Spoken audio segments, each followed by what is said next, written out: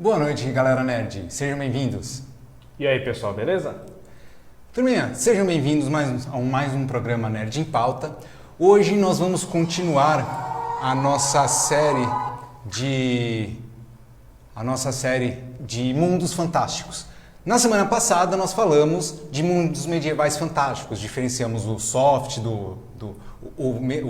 fantasia medieval suave, a fantasia medieval hardcore, e hoje a gente vai falar de um outro gênero que eu acho, na minha opinião, na humilde e porca opinião, de que é um dos temas, é provavelmente o segundo tema favorito de todo nerd, logo depois de medieval fantástico. Exato. Particularmente eu não sou um grande fã desse subgênero, mas é bastante interessante, sim. Vamos falar hoje de um subgênero da ficção científica, o cyberpunk. Ele é considerado um subgênero da ficção científica mesmo, então. Exatamente. A ficção científica, só para esclarecer, nós falamos um pouquinho disso na semana passada e vamos retomar hoje. Ficção científica, diferente da fantasia, ela não explica as ocorrências e os fatos improváveis e pouco comuns que existem em suas histórias com milagres ou magia, e sim com ciência pautada em fatos científicos, mas uma pseudociência. Certo? Não é uma pseudociência, porque o cyberpunk ele tem como uma de suas principais características ele ser do futuro. Ele normalmente se passa no futuro, exceto o Blade Runner, que ele é tão antigo que o futuro dele já chegou. Exato. A gente vai falar do Blade Runner daqui a pouco, mas o mais legal é que o cyberpunk ele trabalha com o futuro. Então, naquela linha nebulosa onde a ciência se traduz, ou se confunde, com a ficção. Então, como o Davi disse, é uma ficção científica. O apelo principal é na ciência, na tecnologia, aprimoramentos, seja genético, seja cibernético, a informática tomando ares incríveis. Na verdade, a informática e a tecnologia, elas acabam desviando do que a gente tem hoje. Isso quando a gente fala de Blade Runner, algumas coisas que a gente vai pontuar quando a gente passar os vídeos aí. Exato. A principal marca do cyberpunk é que ele anda de mãos dadas com a distopia. É um mundo super avançado, com uma tecnologia altíssima, que de certa forma deu errado, porque as diferenças sociais ainda existem, são ainda mais gritantes normalmente, e ele vai trabalhar muito com temáticas de ciências humanas, envolvendo sociologia, filosofia, entre outras coisas. Interessante você falar de filosofia, porque o cyberpunk trabalha muito com a temática do o homem é o lobo do homem. Isso é um tema frequente visto no cyberpunk, e também a luta do indivíduo contra ele mesmo. A gente vai falar de um livro do Neuromancer que é bem legal, isso é bem visível no livro, que é a luta do indivíduo contra seus próprios problemas. E é a luta do indivíduo contra uma sociedade opressora, que normalmente é uma cidade super populosa, com muita informação, muito dinâmica, e você tem que tentar ser um ser humano no meio disso tudo. Eu gostaria, então, a gente vai começar a falar Podemos partir para o assunto? Antes, deixa eu só dar um alô, porque uma pessoa muito especial entrou na live agora, aqui no Nerd em Pauta. Um beijo, mãe.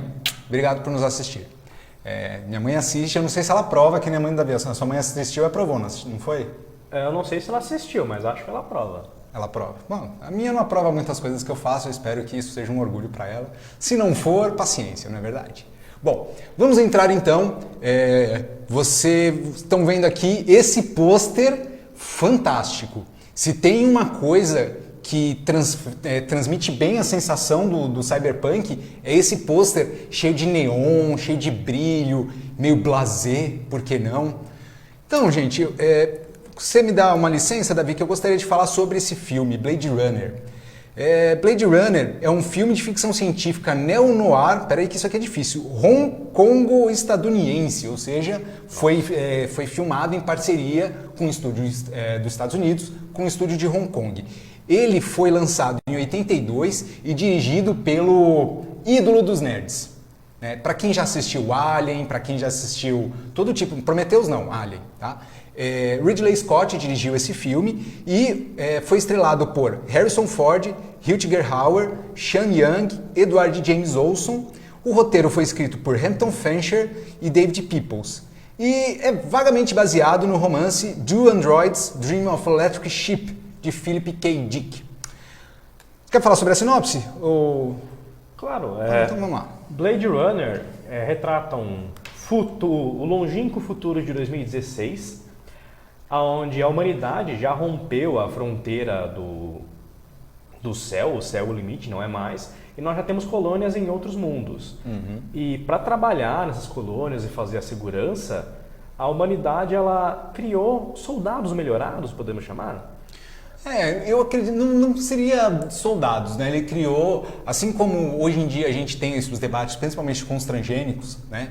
Que vamos combinar, transgênico não faz mal, tá? A transgenia é uma coisa que a gente já faz desde os primórdios da Revolução Agrícola, só que nós fazemos de forma artificial, né? Selecionando aquela planta que melhor agrada ao paladar, à produção e etc. Hoje em dia a gente temos tecnologia para fazer essa manipulação a nível molecular genético.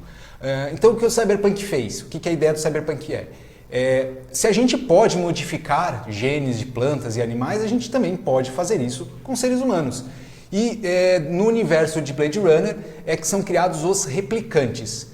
Os replicantes, eles são humanos criados em laboratório. Isso, melhorados para serem mais fortes, mais ágeis, mais resilientes. Inteligentes. Exato. O problema é que a vida deles é muito encurtada, eles acabam vivendo somente 4 anos. Creio que talvez seja um efeito deles serem criados já adultos, né? Na verdade, isso é base programática do replicante. Isso é visto em outras mídias que funcionam, trabalham com isso, mas a ideia de você ter um replicante que dure 4 anos é a mesma coisa de você construir um carro que é eficaz, eficiente e bom até o 5º ano. É a famosa obsolescência programada. Pensa, eles têm tecnologia para criar um replicante imortal. Só que isso é vantajoso? Primeiro, o replicante pode se voltar contra. Né? Se ele for imortal, muito forte, etc., ele é um soldado quase imbatível. Eu esqueci de trazer um livro que a gente ia citar, mas a gente fala disso outro dia, se for à vontade da galera aí. Só interromper também mais um pouquinho, o Guilherme Benício entrou, é um amigo nosso lá de São Paulo. Um abraço, Guilherme, boa noite, seja bem-vindo. E aí, continuando a história, o que acontece? Os replicantes, devido à sua condição social ser meio turbulenta, existe uma lei na Terra que proíbe a presença de replicantes na superfície da Terra. Aí você vai falar para mim, mas se eles não podem estar na superfície da Terra, eles vão para onde? Os replicantes eles são usados principalmente para trabalhar nas colônias extraterrenas, em colônias de mineração em Marte, colônias de mineração em Vênus, na Lua e assim sucessivamente. A trama do filme então se desenvolve com a chegada de Rick Deckard, que é o personagem de Harrison Ford. O Deckard ele é um Blade Runner reformado. Blade Runner são pessoas que trabalham caçando replicantes na superfície da Terra. A gente vê que o filme começa com o Harrison Ford sendo cooptado pelo Gaff, que é o personagem do... Pode passar as imagens? Pode. Vai jogando as imagens pra gente aí, obrigado. Ó, que legal. Essa personagem, a Rachel, ela vai aparecer ao longo do filme também e a gente descobre que ela é uma replicante que teve memórias embutidas nela para tornar ela uma replicante mais humana. Exato. Também é uma forma de aumentar o controle sobre os replicantes, eu bem me lembro, que está no filme. Isso, porque se o replicante é controlar e manter ele sob a rédea, né? Porque se ele não sabe quem é um replicante, ele não vai lutar pela vida dele, que é o que o personagem do Rutger Hauer faz. Passa essa próxima imagem pra gente, por favor. Eu gosto muito dessa imagem. Essa imagem está aqui ao nosso redor. Para quem não conhece essa obra monumental, primeiro, recomendo veementemente que assista. Tá?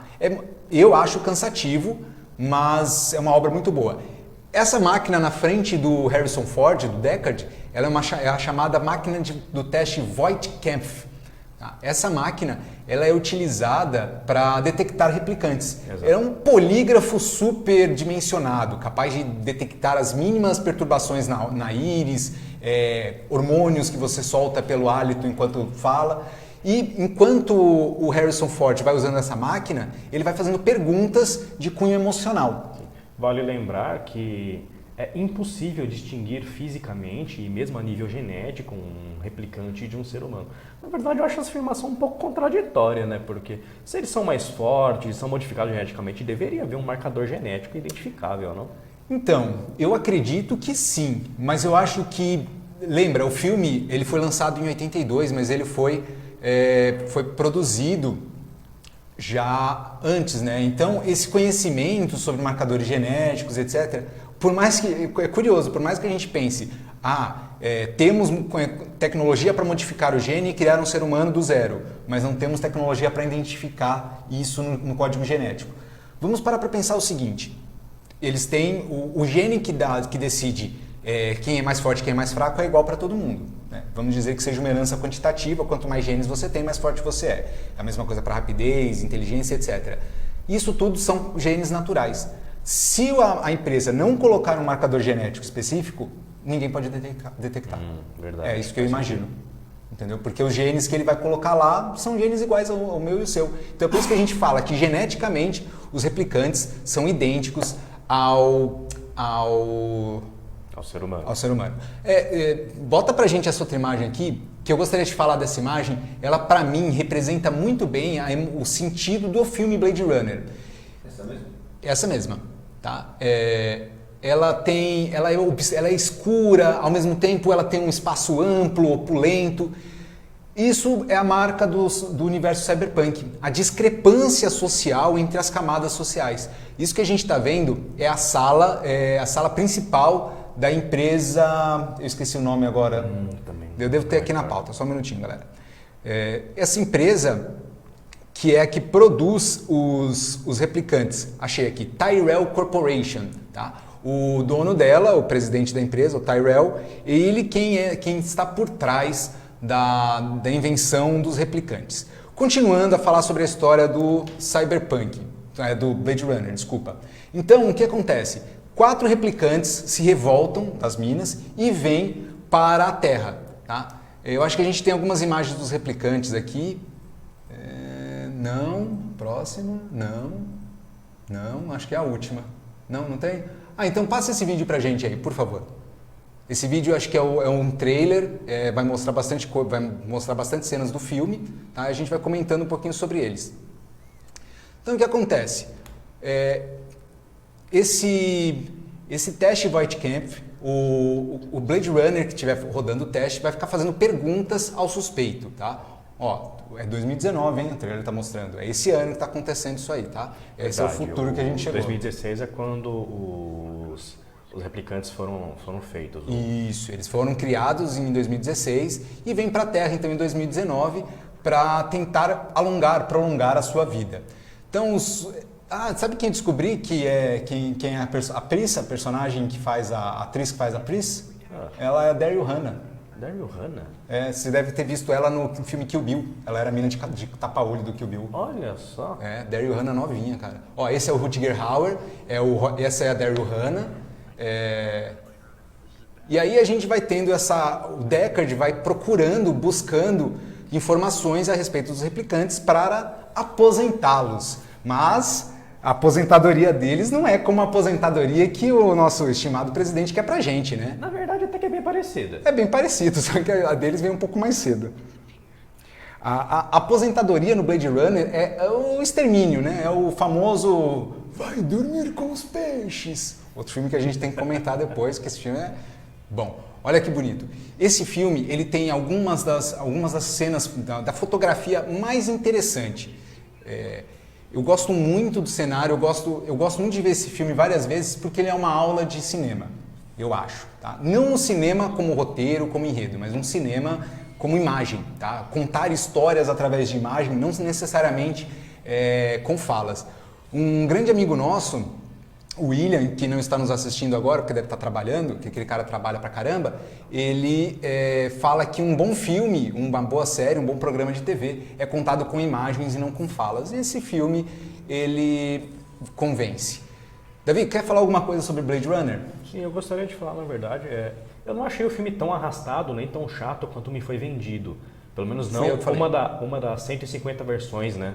Essa é a 7ª versão, na verdade. São 7 versões que tem. A Final Cut é a que a gente assistiu para preparar essa pauta. Exato. Uma coisa muito bacana em Blade Runner é que, como ele tem muitos momentos em que a câmera te mostra um plano aberto, a cidade e tudo mais, você vê bem várias características de cenário cyberpunk, com ruas lotadas, prédios enormes, né? Uma sensação opressiva, ruas escuras, o céu sempre meio nublado, muita sujeira, muita pichação.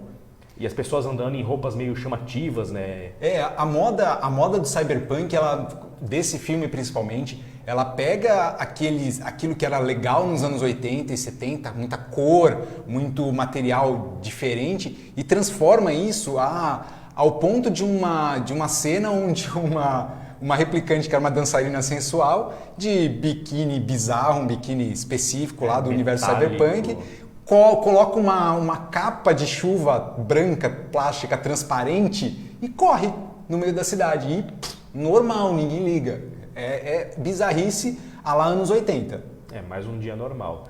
E uma crítica de leve, mas nada que vai que estrague o filme, para mim pelo menos, é que ele não prevê muita coisa do futuro. Então, apesar de você ter tecnologias de replicação de mutar pessoas geneticamente e tudo mais, mas você vê em alguns momentos o Deckard lendo jornal de papel, nada como um tablet ou palm top, né? Tecnologias que já foram previstas em outras obras.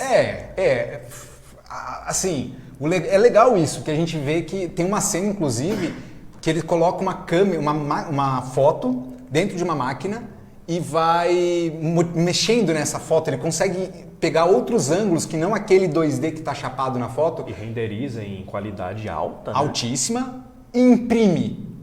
Imprime uma fotinha chechelenta. Parecia fotinha de Polaroid, só que de outro ângulo. Isso, quando você assiste isso pela segunda ou terceira vez, isso fica nítido, fica meio bizarro, e principalmente porque você percebe que eles fizeram algumas opções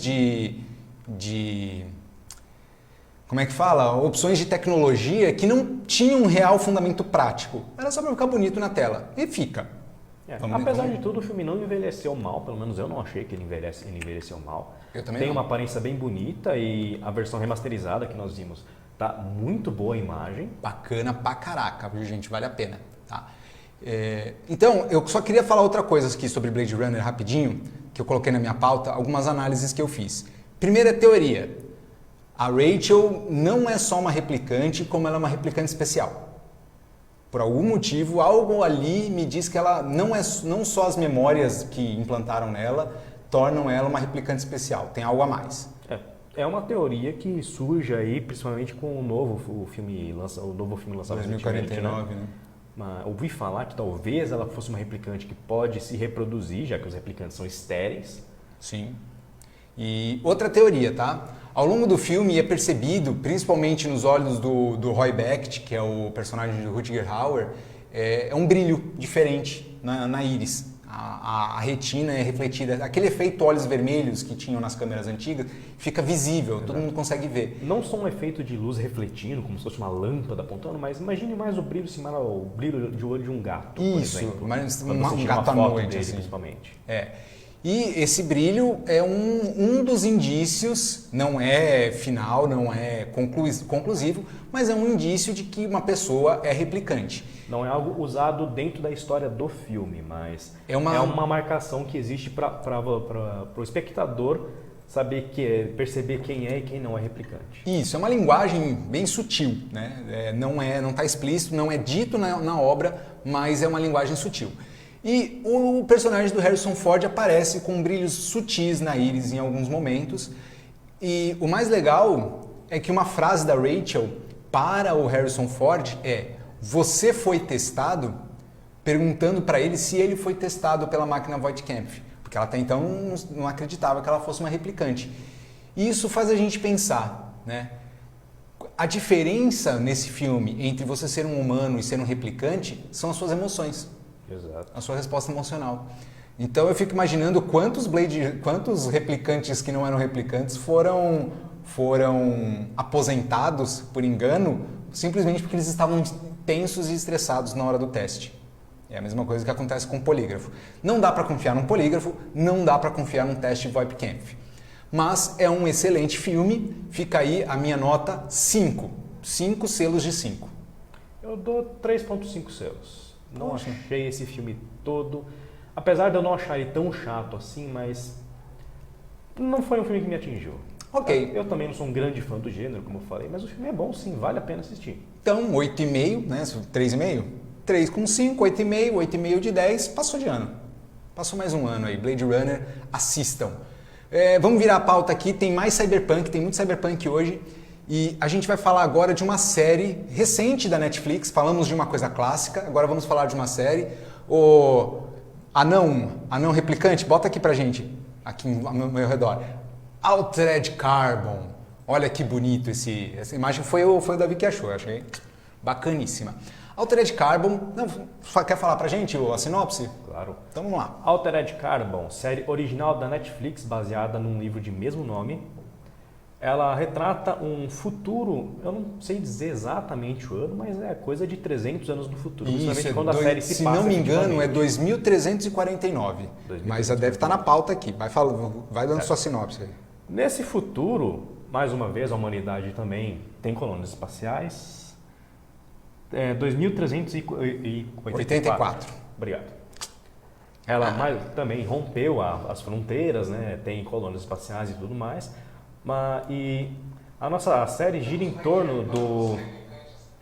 No livro, mercenário, no livro é um mercenário, aqui ele seria uma espécie de agente especial. Não, na verdade, o Kovacs, né, que você está falando. Isso, o Kovacs. Detalhe que eu acho os nomes desses personagens muito legais. Eu gosto do nome do personagem principal, Takeshi, que lembra japonês.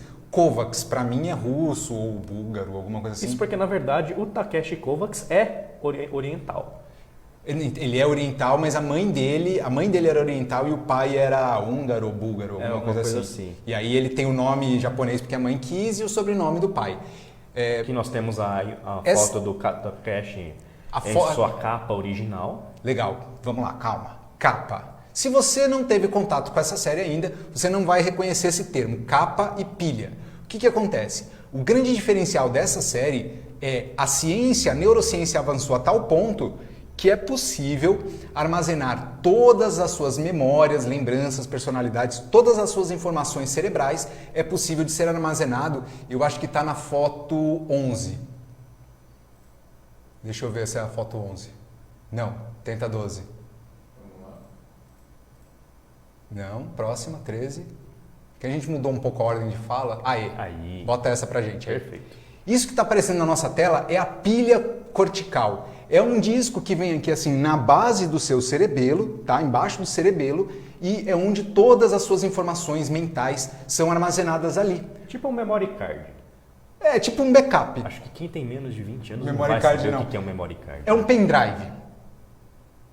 Melhorou, né? É um micro SD mental, assim, que você coloca aqui. Normalmente você não tem acesso a isso, tá? Fica na base, fica no começo da sua espinha, você não pode tirar e colocar à vontade.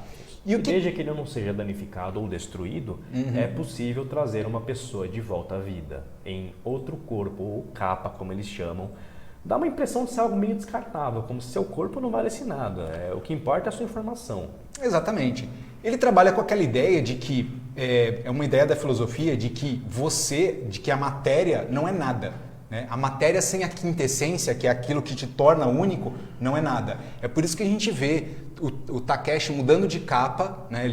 A gente vê algumas cenas do passado dele naquela capa original, e eu acho que é a foto 2. Homer, põe pra gente a foto 2 aí. 3. Isso, bota pra gente a foto 2 primeiro. Pode pôr a 3, ó. Essa imagem aqui é o Takeshi, a segunda capa dele, que ele veste, acho que logo no primeiro episódio. É a capa que a gente vai ver, vai acompanhar ele ao longo da série que ele vai usar. Isso. Então o que acontece? O Takeshi, ele é você vai descobrir isso ao longo, a gente vai contar uns spoilers aqui, tem problema? Se você não tiver problema com spoilers... Se você não tiver problema com spoiler, continua. Se você tiver, avisa a tempo aqui nos comentários que a gente para. Pede nos comentários, a gente espera você assistir a série e depois você volta. E depois a gente volta, deixa eu só cortar, eu quero dar um muito obrigado pela assistência e por aparecerem aqui ao Cassiano, a Alessandra, ao Everton e a Cassandra. Gente, Muito obrigado por assistir a gente. Comenta aí, fala pra gente o que vocês estão achando do programa. Pessoal, manda um salve pra nós. A gente gosta de vocês. Então, voltando, o Takeshi, ele é um ex-soldado dos envoys, ou os enviados, tá? Era uma tropa de militares, uma tropa de paramilitares revolucionários, rebeldes.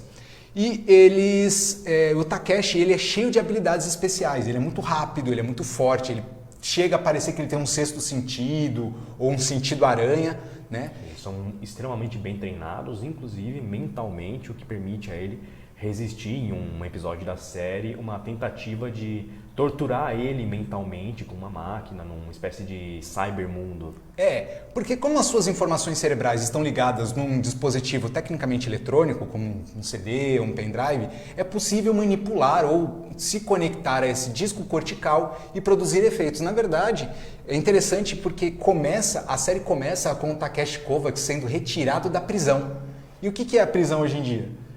Eles retiram o disco cortical da sua capa e deixam guardado em algum lugar por anos. E você está vivo ali naquele disco por anos. Às vezes eles te colocam, quando eles gostam de você, eles te colocam numa realidade simulada, virtual, para você ficar interagindo com coisas lá. E quando eles não gostam de você, eles fazem isso, mas com a pior lembrança que você tem, passando em looping por muito tempo.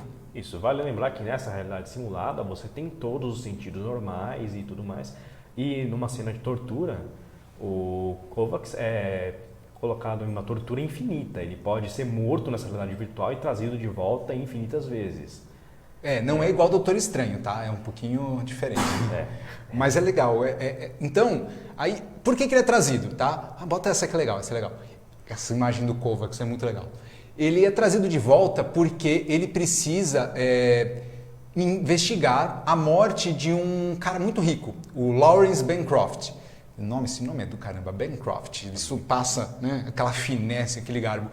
Que é um cara podre de rico. Tão rico que ele tem capas clonadas dele, guardadas, com discos prontos para receber um backup se o disco cortical original for destruído, como por exemplo por um tiro de arma energética na base do pescoço. Não só isso, como ele tem capas em outras colônias que ele pode mandar a mente dele para essas capas para fazer negócios, viajar, etc. Isso e é ele tem um backup feito em um satélite a cada 48 horas, para o caso do disco dele ser destruído, ele ter esse backup do dia anterior, ou dos dias anteriores, para se manter imortal. O inconveniente é o que acontece. Na série, ele foi morto, acho que 1 hora ou alguns minutos antes do backup automático ter sido feito. Então, ele essencialmente perdeu 48 horas da vida dele. Ele não sabe quem é o assassino. E tudo indica que é suicídio, mas ele não acredita nisso. Exato. Uma coisa divertida dessa série é o apelido que eles dão para as pessoas muito ricas que podem bancar esses backups, porque quem é pobre não tem capas clonadas, tem que se conectar com... Se morrer e quiser ser trazido de volta, tem que se contentar com qualquer capa. Inclusive, no comecinho tem uma cena cruel de uma garotinha que é trazida de volta no corpo de uma idosa. Encontra os pais e ela é mais velha que os pais, né, cara? Muito mais velha que os pais. Aquilo deu uma mexida comigo, mano. Não vou tirar, não. Eles apelidam as pessoas muito ricas de Matusas, em referência a Matusalém, que viveu por muitos anos. O próprio Bancroft, se não me engano, no começo da série tem 300 anos, né?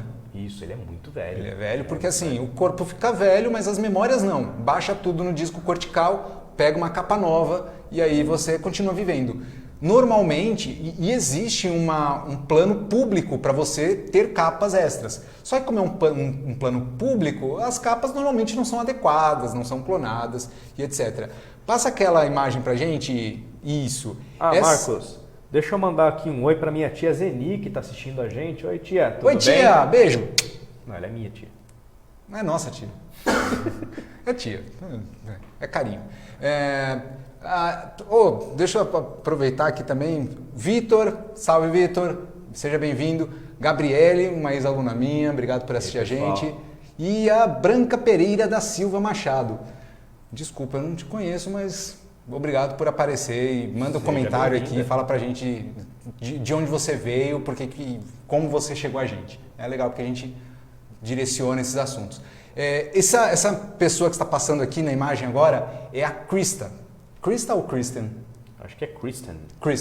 Kristen Ortega. Olha, legal essa jogada de nomes americanos com nomes. Isso é uma coisa comum no cyberpunk também, né? O mundo ficou pequeno. Não existe mais distância, né? Então a miscigenação com de etnias diferentes ela é muito comum. A Kristen, ela é uma policial, ela é uma detetive que está investigando também, na verdade ela é colocada à parte das investigações sobre a morte do Bancroft, mas ela é como todo policial, como o Deckard no Blade Runner, ela é uma policial que acredita no seu trabalho. Ela é uma policial que se entrega de corpo, alma e muito sangue para cumprir o seu papel, para cumprir a sua função. Ela também faz um par romântico com o Takeshi ao longo da série. Ela dá o braço para resolver os problemas. Né? Exatamente. Ela é mexicana, de família mexicana, e isso é divertido que em vários momentos ela começa a praguejar em espanhol durante a série. É muito legal. Ela é muito durona, bastante inteligente, briguenta também. Briga com todo mundo, né? Briga com a mãe, briga com o Takeshi, briga com todo mundo. Briga com o mestre dela, com o mentor dela, Osman Budan, peraí. Armud, acho que é. Essa série excede minha cota de nomes exóticos para guardar, então eu lembro de poucos. Eu tenho aqui um nome... E uma coisa interessante é que ela é de família neocatólica. Isso. Que é uma religião que existe nesse futuro cyberpunk, em que as pessoas dessa religião elas não gostam do uso das pilhas e das capas. Elas são contra você trazer uma pessoa de volta, mesmo que seja, por exemplo, para testemunhar um assassino, seu próprio assassinato. Elas acham que isso é uma violação, que de certa forma, é uma forma de pecado, né? Você condena a alma da pessoa. Passa pra gente essa outra imagem que eu tô vendo aqui. Isso, ó, quem vocês estão vendo aqui é o Lawrence Bancroft e sua mulher, que também tem um caso com o Takeshi ao longo da série. Essa mulher, ela, digamos que, pra mim, ela se entediou. Ela cansou e não liga mais. Ela tá meio... Uma coisa legal de Altered Carbon é que as pessoas têm, ou elas têm melhorias tecnológicas, apesar de nenhuma visível, né, em geral, braços ou... A Kristen coloca uma prótese, né, ao longo da série. Você não parece que é algo tem a pele sintética. Eles conseguem criar capas, né? Eles conseguem criar corpos. As melhorias biológicas são bem comuns. O próprio Takeshi, o corpo, a segunda capa, quando é invocada, quando ela é trazida, ela tem algumas melhorias metabólicas, de forma que ele consegue aproveitar o alimento melhor, ele não fica bêbado, ele não consegue sofrer efeitos de drogas, porque deixaram o fígado dele bufado, e isso deixa ele meio pistola ao longo da série, porque, né, todo mundo quer beber um pouquinho, né, de vez em quando, menos o Davi, porque o Davi ele fez ProErd. Exato. Viu, tia? Eu não bebo. Tem gente que bebe por você, fica tranquilo. A gente bebe muito por você. Essa imagem, ela revela... Lembra que a gente falou sobre disparidade social? Então, assim, as camadas inferiores são literalmente inferiores, elas vivem abaixo, no solo, tá? E quem é rico mora nesses prédios gigantescos, né, que ultrapassam as nuvens e tem carros voadores, então é bem legal essa... Visualmente falando, essa série é fascinante. Linda. Muito bonita. Uma das melhores representações cyberpunk que eu já vi. Com certeza. As cidades são decadentes, sujas, muito opressivas, super populosas. Davi, e esse hotel aqui, hein? The Raven, o Corvo. The Raven. Esse hotel é sensacional. O dono do hotel é uma inteligência artificial, o Paul. Façam as suas ligações, Corvo, Paul. Acho que é bem sugestivo, né? Esse hotel ele tem algumas particularidades, né? Ele tem um mecanismo de defesa próprio que o Takeshi usa para ele. O Corvo, o Edgar Allan Poe, né? A representação holográfica do Allan Poe, tem conexão com outros hotéis e outras realidades, outros corpos virtuais. Esse é o Poe do hotel. Ele é um holograma. Muito divertido, ele é o alívio cômico da série, ele é muito legal. Em alguns momentos ele acaba sendo uma espécie de sidekick do Kovacs. Sim, ele ajuda muito o Kovacs, principalmente no finalzinho, no final da série. Ele participa do plano do Kovacs e é muito bom. Mas passa só mais... Tem uma cidade voadora, eu acho que está na foto 12. Vê pra gente aí, essa aí, bota ela pra gente. Só queria falar Esse local é importante para a trama, muito importante, muita coisa acontece aí. Ele é um cassino e uma casa de diversões peculiar. Bastante peculiares, é onde ricos entediados vão para passar o tempo. E acredite, se você já viu o albergue, você tem uma ideia de o que acontece ali dentro. Tá? É bem complicado. Mas vamos mudar agora para um assunto mais interessante. Ah não, vamos passar um trailer aí pra gente, por favor. Qualquer um. Não, esse é pesado. Bota esse trailer aí pra gente ver.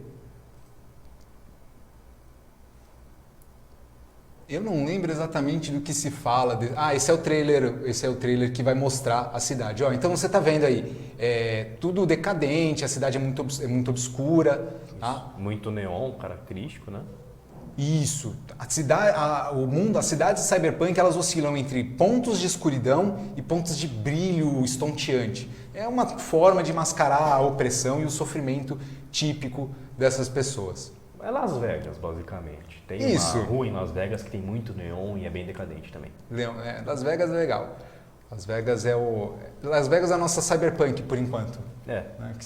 E uma coisa que é legal no cyberpunk, eu não comentei na hora do Blade Runner, é como se mistura o novo com o antigo. Tem uma cena no cyberpunk que me chama muita atenção, um carro da polícia que flutua, que as portas abrem de uma forma diferente, ele tem vários... Ele sai, simplesmente o carro da polícia sai e atrás, no segundo plano, passa um Cadillac de roda no chão, banda branca, antigaço, mas com uns acessórios mais modernos. Olha que legal. É sempre assim, é isso que você vai ver no mundo cyberpunk. Muito brilho, é que o Altered Carbon ele é um pouco mais agressivo e violento, mas você vai ver muito brilho, brilhos num ponto, escuridão no outros, a briga do eu. Essa série, mais do que nunca, ela é a briga do eu. Porque aquilo que hoje a gente toma como a nossa identidade, né, que você olha no espelho e se reconhece, não existe. Em vários momentos, não só o Takeshi, como outros personagens, tem aquele bandidão careca, todo tatuado, que também se confunde, né? Perde a capa, perde a identidade. Uma questão interessante é que é possível você fazer clones de pessoas por causa de você poder fazer cópias das memórias. Mas isso é proibido, é um tipo de tabu, e é proibido e a punição geralmente vai ser a destruição de uma das cópias. Além de ser proibido, isso também causa danos à pessoa que está sendo copiada, causa danos mentais, então... A gente não consegue imaginar o que é você estar em dois lugares ao mesmo tempo, vendo duas coisas acontecendo ao mesmo tempo, então isso produz alguns problemas. Fica a dica, se você ainda não assistiu, a série é do ano passado, né? Ou é do ano retrasado? Acho que é 2018. Eu acho que é 2017. Não, 2018. Eu lembrei aqui na pauta. A série do ano passado foi renovada para a segunda temporada e teve mudança. Não tem data prevista e tudo mais, mas teve uma mudança do ator principal. Exato. Sabe o ator que faz o Falcão Negro nos Vingadores? O segundo Falcão Negro? Gavião Arqueiro, né? Não, Falcão o Negro. Falcão Negro. O Aladdin, o ex-militar amigo do Steve Rogers. Então, ele vai fazer a nova capa do Takeshi Kovacs na segunda temporada de Altered Carbon. Descobri essa semana fazendo a pauta do programa, achei mó legal isso. Então fica a dica, Altered Carbon tem na Netflix, né? Então é fácil, você não precisa usar torrent. Opa, pode falar, não sei se pode falar. Nunca usem torrent. Nunca usem torrent, ninguém sabe o que é torrent. Coisa horrorosa. O diretor usa. Fica na Netflix, tá bom. Vamos passar para o próximo assunto, a gente vai voltar para um clássico. Você consegue colocar essa capa sem aparecer, o que eu não quero aparecer. Isso merece toda a atenção de vocês, meus queridos. Ghost in the Shell, o fantasma do amanhã. Ghost in the Shell é uma obra fantástica. Monumental. Eu diria mais, eu diria que ele é uma aula de cyberpunk, uma aula de anime. Eu acho que ele só não é melhor que Akira. Ele só não é melhor que Akira. A gente vai falar então de Ghost in the Shell, por que não? Vamos botar esse videozinho aqui do Ghost in the Shell pra gente ver. Pode dar play pra gente aí? Não foi? Ainda não. Peraí. Não, tudo bem. A gente vai ver esse vídeo daqui a pouco. Enquanto isso, a gente vai conversar sobre Ghost in the Shell. Eu tenho os dados técnicos dele aqui na minha super pauta. Infelizmente, a impressora não deu certo. Eu tive que vir com uma pauta no celular, tá, gente? Eu peço desculpas. Bom. Põe esse vídeo aí pra gente ver, por favor. Tem algo errado aí, hein, Davi? Esse vídeo é do Ghost in the Shell mesmo? Era pra ser, né? Que era pra ser, né? Bom, vamos falando então. Ghost in the Shell é um filme de animação japonesa de 1995. Tá dentro do gênero ficção científica e ação, embora eu não ache que tenha muita ação nesse anime. Tem um pouquinho, mas poderia ter mais. Tem momentos bastante memoráveis. Tem momentos memoráveis. Mas não é um shonen clássico, então você não vai ver aí ninguém carregando ki, ninguém fazendo ameaças de 40 minutos, tá? O filme ele é cadenciado, ele não é rápido, ele não é lento, ele tem uma cadência própria. Tá? Ó, que legal esse... Eu acho que a gente pegou o Ghost in the Shell errado. Eu acho que o Ghost in the Shell tá errado, Falei que eu tinha. Você bota o outro, o Ghost in the Shell mesmo, por favor. Podia ter ficado melhor a piada, né? Essa vez a gente treina. E esse filme foi dirigido pelo Mamoru Oshii e escrito pelo Kazunori Ito e Masamune Shirou. E é dito aqui na internet, a internet diz, né? Se tá na internet é verdade, que foi uma das maiores inspirações para um filme que eu só não vou falar aqui porque ele merece um programa só para ele. Matrix. Né? Dizem que Matrix bebeu muito dessa fonte. A história passa em torno da Major Mokoto Kusanagi. Motoko, eu confundi. Motoko, eu falo Mokoto, mas é Motoko. É Motoko. Eu confundi com a outra Major que tem outro nome no próximo assunto. A outra. Então, a Motoko Kusanagi, ela é uma Major e ela tem o corpo dela totalmente cibernético. A única coisa real nela, a única coisa humana é o cérebro dentro de seu cocuruto lá, do seu cabelinho esquisito. Ela é uma ciborgue e só o cérebro dela é humano, orgânico, apesar de que ela não tem lembranças da vida humana dela. Olha isso, cara, isso é muito bom, mano. Isso é muito bom. Não se fazem mais animes como esse, cara. Na moral. Anime pra mim só anime antigo, desculpa, eu sou nostálgico demais. Togusa, esse personagem é muito bom. Ele aparece pouco nesse Ghost in the Shell, ele vai brilhar mais no live action. Eu gosto muito do Batô. Eu gosto mais. O meu favorito é o Batô, inclusive. O meu favorito é o Batô. Eu acho ele muito legal. Eu tenho uma tradição de não gostar de protagonistas de anime. Não sei porquê. Mas o Batô, ele é muito divertido, tanto no anime quanto no live action. Embora eu acho que ele tenha ficado um pouco relegado no live action. A gente fala daqui a pouquinho do live action. Daqui a pouco a gente vai falar do Vamos live ver a action. obra que presta primeiro. Então vamos lá. A história fala da Major Motoko Kusanagi, que trabalha na divisão 9.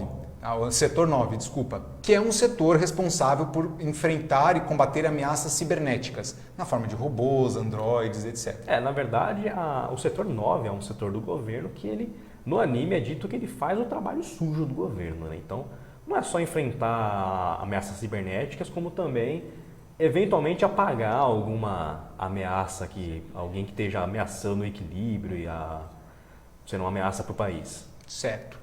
A trama é bem complexa, tá? Gira em torno de um vilão conhecido como Mestre dos Fantoches. Ele é uma entidade capaz de assumir o controle de outros organismos cibernéticos. Então ele é capaz de entrar numa mente de um robô e manipular, entrar na mente de um aparelho eletrônico e manipular. Então ele tem essa capacidade. Bota essa imagem pra gente aí, por favor, a outra. Ó, pra quem não sabe, essa mocinha aqui de cabelo Chanel, cabelo tigela, é a Motoko Kusanagi e o rapaz ao lado dela, com esses olhinhos bonitos, é o Batô. O Batô ele perdeu os olhos. No anime não é dito por que ele substituiu. Ele simplesmente tem esses olhos. Ele já começa o anime com esses olhos diferentões. Aí esses olhos têm várias funções. Ele tem infravermelho, radar, etc. Pelo que é explicado, ele também é um ciborgue, ele tem várias partes cibernéticas. A única realmente visível são os olhos. E aí, essa trama gira em torno do Mestre dos Fantoches, que é meio complexa. Eu tive que assistir 2 vezes para entender o que estava acontecendo. Mas aparentemente, cuidado, tem spoilers, mas a série o anime tem mais de 20 anos, então eu acho que a gente pode falar à vontade. Se você não assistiu ainda, corre que dá tempo. A gente pausa aqui, vamos esperar um pouquinho?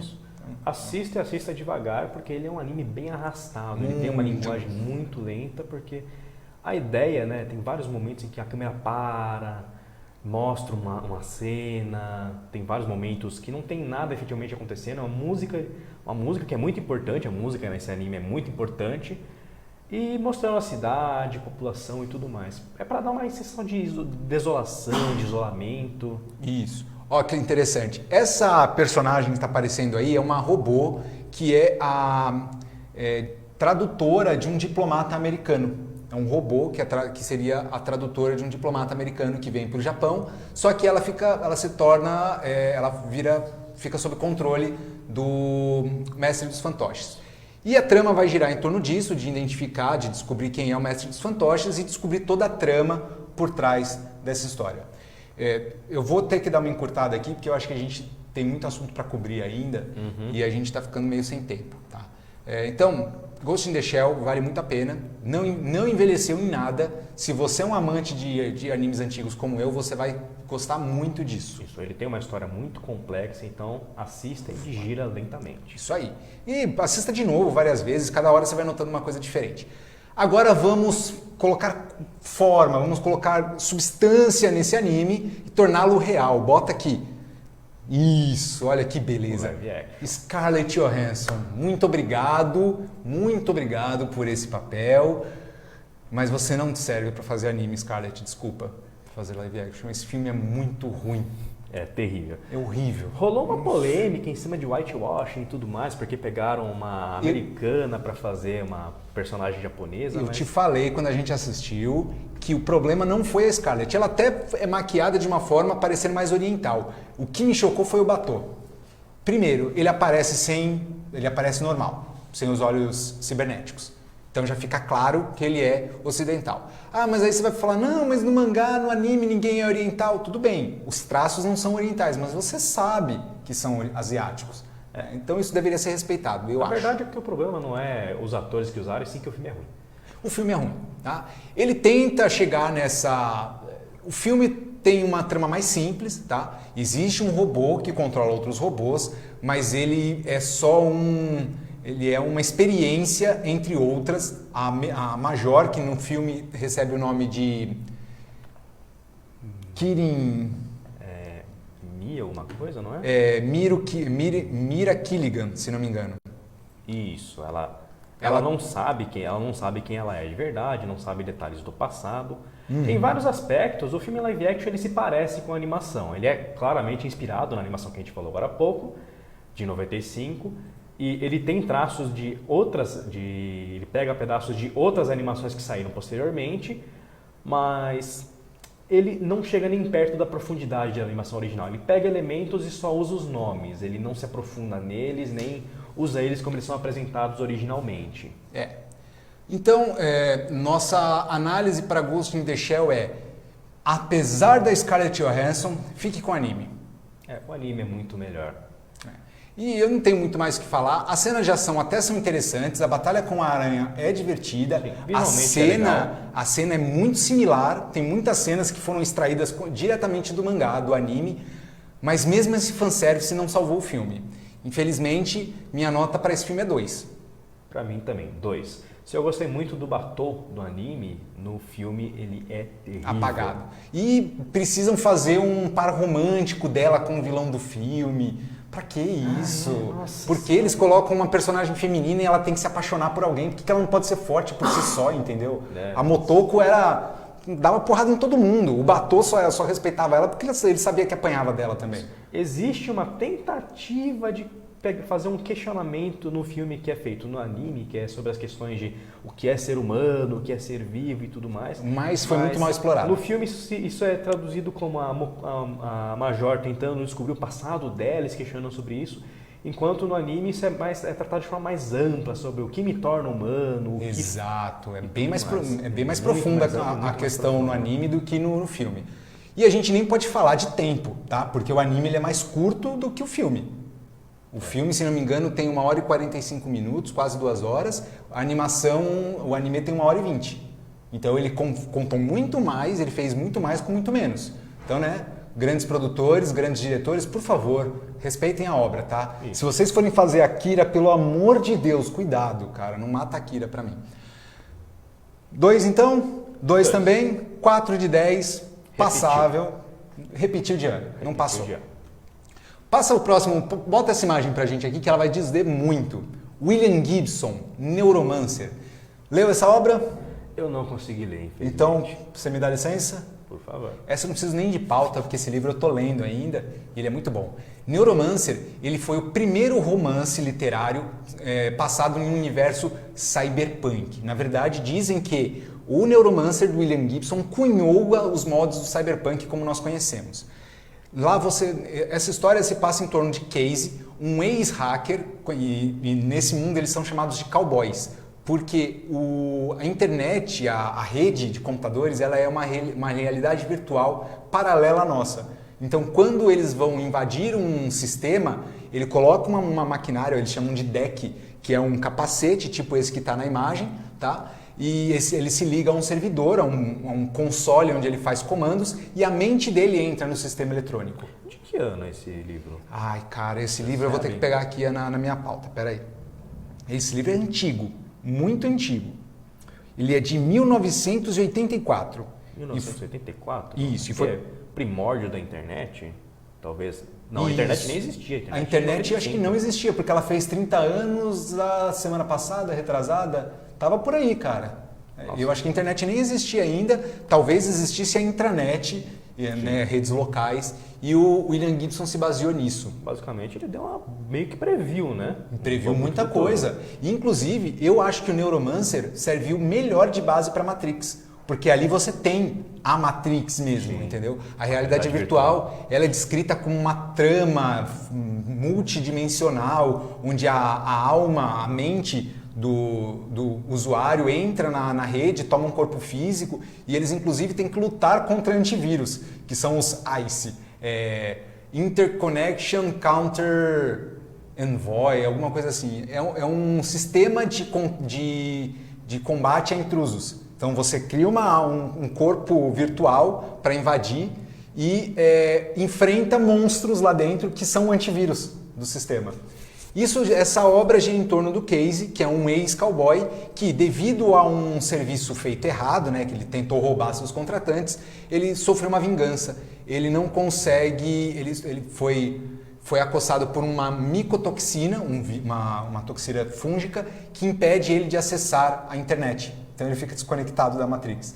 E ele perde muito trabalho por causa disso. Mas ele é contratado por um outro cara que vence essa micotoxina, tira esse veneno do corpo dele e ele consegue então, a partir daí, trabalhar para o Armitage. Tem personagens fortes, ainda é aquela trama, o homem contra a sociedade, o homem é o lobo do homem, tá? E temos tudo que a gente tem no cyberpunk, cidades superpopulosas, opressão, sombrio, coisa feia, coisa suja, é aquela coisa. Deixa eu dar um alô aqui. O William não está online, não está nos assistindo, mas a tia, mãe dele, está. Tia Cris, um beijo, saudade de você. Oi tia, tudo bem? Ela pode, todo mundo chama ela de tia, os amigos tudo chamam ela de tia. Então é isso. Neuromancer é um livro que cunhou as bases do cyberpunk e, na minha opinião, embora Ghost in the Shell, o anime, também tenha servido de inspiração para as irmãs Wachowski escreverem Matrix, Matrix tem muito mais de Neuromancer do que de Ghost in the Shell. Muito, muito mais de Neuromancer. É isso. Encerra o livro por hoje. Eu tenho um outro livro que eu quero falar, esse de RPG agora. Eu vou falar rapidinho porque eu não joguei muito, eu também nem tenho esse livro. Bota pra gente um Shadowrun aqui, por favor. Eu já dei a dica. RPG. Tá na pasta RPG. Aí. Isso aí. Shadowrun é um RPG que está atualmente na sua 5ª edição. E ao contrário do que o Davi falou, ele tenta ser um cyberpunk fantástico. Tá vendo na capa? Nós temos magia. Olha só. Mas a magia não existe magia arcana e divina. Magia é magia. É uma energia. A forma como você utiliza para entrar em contato com essa energia varia da classe, varia do arquétipo. Eu joguei algumas aventuras, quem narra é o William. Falando nisso, você está me devendo mais aventura disso, William. E é bem interessante, eu fiz um monge anacrônico, ele não deixava, a única coisa eletrônica que ele tinha era o celular, mas ele não gostava de eletrônica, ele não tinha cibernética e ele lançava magia. E era aquele Nokia... Não, ele era um monge que usava ataques corporais e fazia magia, era mó então, legal. Com o Nokia ele bate, causa mais dano ainda. Com o Nokia, né? Mas eu não tinha Nokia. Aquele Nokia da cobrinha, né? Aquele Nokia indestrutível. Isso. Eu não tive ele. Shadowrun, ele é um livro muito fantástico, tá? Eu gosto muito desse sistema e ele é trazido pela Retropunk aqui no Brasil, se não me engano. Se eu estiver errado, me corrijam. A Retropunk trouxe ele para o Brasil através de financiamento coletivo. Ele também tem jogos para console, tem um jogo de 93, que é esse para Super Nintendo, e tem um jogo mais novo de 2007. Mas ambos os jogos têm a mesma mecânica. E temos um board game. Tem várias imagens, tem várias raças para jogar? Tem. Você pode jogar com as mesmas raças que você jogaria em um medieval. Você tem anões, você tem orcs, você tem elfos. Nossa, que da hora. Tudo isso misturado. Porque a história do Shadowrun é que houve um cataclismo. A magia apareceu com tudo, assim. De repente, acho que foi um cometa que cortou a realidade, cortou o universo, o cosmos, e rasgou o tecido da realidade e misturou tudo. Inclusive, na 5ª edição, o Brasil não é mais controlado. Eu não vou falar de política aqui, mas ele é dominado por um dragão vermelho. Olha só. Todo o Brasil está sob o jugo de um imperador dragão. Né? Eu preferia ele. Mas vamos continuar. A gente já teve um vampiro, então. Olha as raças aqui. As raças estão passando aí. Bota essa foto aí. Temos goblins, temos meio orcs, temos humanos, temos elfos. Tudo que a gente tem num medieval fantástico aparece em Shadowrun também. É um dos poucos que fazem isso. Gosta de anão, né? Adoro. É porque você se identifica, né, com a estatura. Eu recomendo todo mundo jogar Shadowrun. Se você já jogou um jogo, bota esse board game aí que eu estou muito interessado em jogar. Ele também é vendido pela Retropunk, tá? Ela tem os direitos de tudo que tem a ver com Shadowrun e vale a pena, tá? Eu gosto muito de Shadowrun. Se você gosta de cenário cyberpunk, ele é o mais acessível. Tem o Cyberpunk 2077 do GURPS, tá? É esse cyberpunk aqui que você vai jogar do GURPS, tá? Esse é o seu monge, inclusive, né? Esse é o meu monge, que só tinha o celular só. E Shadowrun é um jogo muito legal, eu gosto bastante, quero jogar mais vezes, tô procurando o grupo aí, quem souber, quem quiser narrar Shadowrun pro Marcão aqui, pode chamar. Antes da gente acabar, eu sei que eu dei uma corrida agora, se você quiser que eu fale mais sobre alguma coisa, manda mensagem pra gente, aqui nos comentários, ou no nosso e-mail, ou nos nossos twitters, a gente tenta resolver para vocês. Mas eu gostaria que o nosso vírus de computador super crescido colocasse a nossa vinheta para eu ir lá para o board game.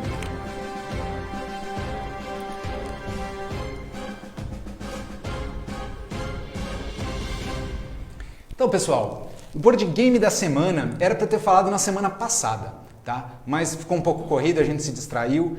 O board game chama Citadels, tá? É do Bruno Faiducci e o objetivo nesse jogo é você ter a cidade, ter o distrito com o maior número de pontos. Como isso acontece? Estão vendo esses props aqui? Que bonitinho, ó.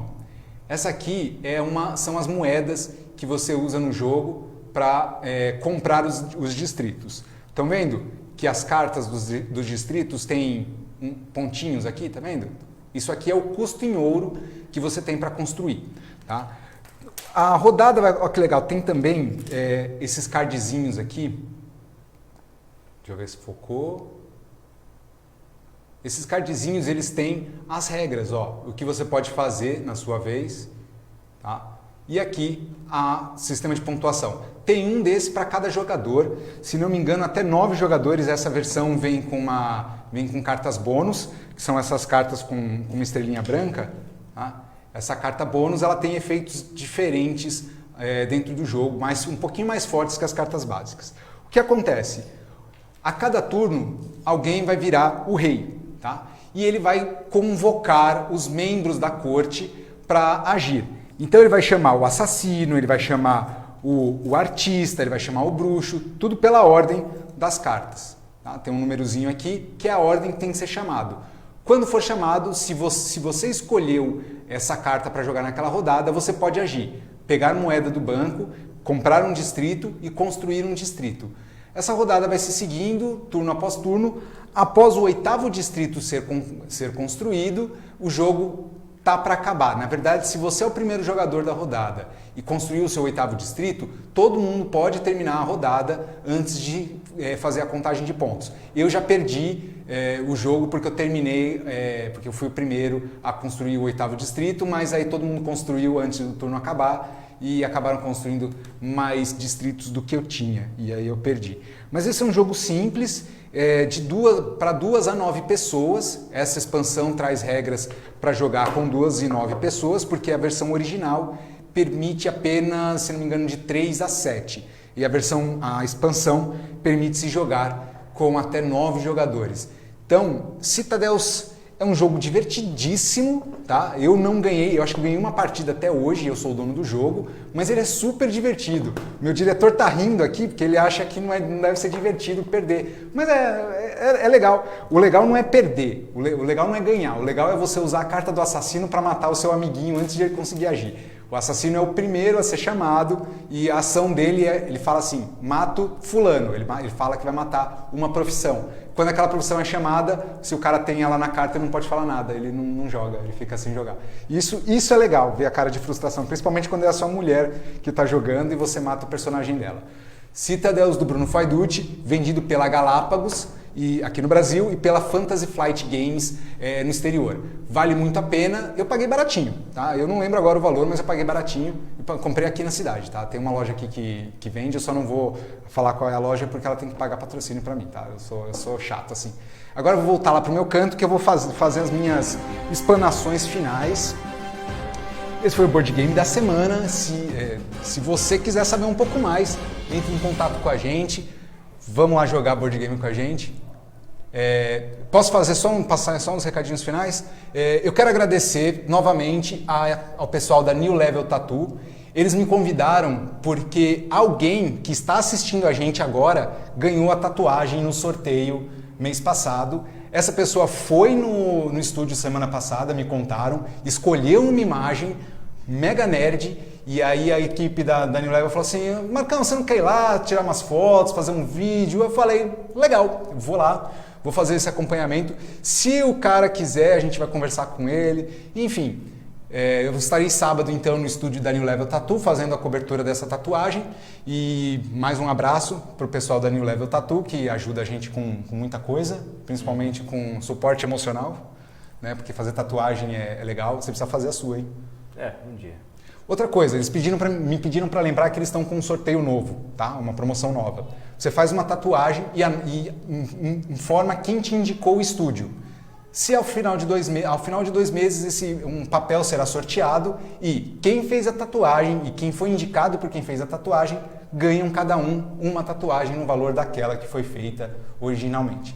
Então é assim, passa lá, vai lá na New Level Tattoo, ela fica na rua Enio de Abreu, eu não lembro o nome agora, mas fica ali do lado do restaurante Furusato, tá? Em cima do cabeleireiro Edson Dillow. Passa lá, troca uma ideia com eles, faz uma tatuagem bacana. A gente tá com um tatuador que adora fazer realismo e adora fazer tatuagem nerd. Passa lá para trocar uma ideia. Outro lembrete, o Templo da Deusa Bêbada, o podcast mais fantástico da podosfera brasileira, vai lançar um outro episódio amanhã, se não me engano é o episódio 3 do Reinado, onde o pessoal lá está terminando de falar sobre o reino de Arton. Tem algumas piadas interessantes, tem uma gargalhada fantástica de um membro da equipe, né? E a jogadora dos Delírios, que faz a Selena, Juliana Mian, está em cartaz com a peça Os Esquisitos, do Tim Burton, no Teatro Raposo Tavares, todo domingo às 2 da tarde. O site, eu vou pedir para colocarem o site deles nessa publicação, ou eu mesmo comento daqui a pouco essa publicação com o site. Tem o site, comprando o ingresso online, você paga R$15, se não me engano, na hora R$40. Então compra o ingresso online. A peça é infantil, é baseada num livro de poemas do Tim Burton. Eu chorei pra caramba quando eu fui assistir, é muito bonita e eu recomendo a todos. Se você tem criança, leva lá, eles vão gostar. Tá? Os Esquisitos com a Juliana Mian, todo domingo às 2 da tarde. Alguma coisa, algum recado? Não, hoje eu não tenho mais nada para acrescentar. Não tem mais nada. Assistam as obras que nós recomendamos, leiam o Neuromancer, pretendo ler quando eu puder. Assistam e leiam Altered Carbon. O livro, ouvi falar que o livro é muito melhor do que a série. Preciso ler esse livro também. Gente, é isso daí. Eu agradeço a todos que participaram. Eu vou fazer uns últimos comentários aqui. Nadir Passini, beijo, seja bem-vinda. Carlos, saudade de você, cara, também foi meu aluno, brilhante aluno. Gente, é isso. Muito obrigado por participarem mais uma semana. Semana que vem tem mais, tá? Não percam e não se percam no nosso labirinto, viu? Isso aí, pessoal. Até mais. E não deixem seus dias se desvanecerem no tempo como lágrimas na chuva. Eu não sei fazer com essa mão. Valeu, gente. Até semana que vem.